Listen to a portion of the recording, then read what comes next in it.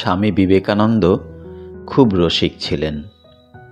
নানা কথার মধ্যে আমরা তার রসবোধের পরিচয় পাই।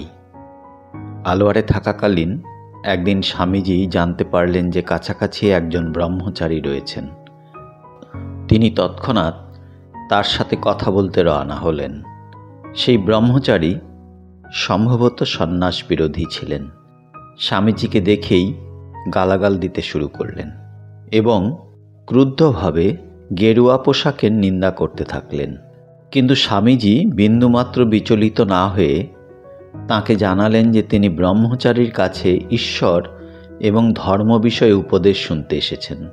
এবার ব্রহ্মচারী কিছুটা শান্ত হয়ে জানতে চাইলেন স্বামীজি কিছু খাবেন কিনা।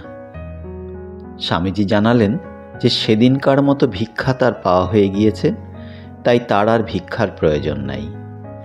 তিনি তত্ত্বকথা শুনতে চান।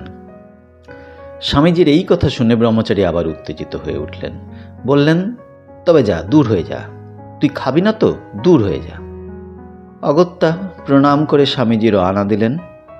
সঙ্গী ভেবেছিলেন স্বামীজি অপমানিত বোধ করবেন, কিন্তু রাস্তায় এসে স্বামীজি প্রাণ খুলে হাসতে লাগলেন।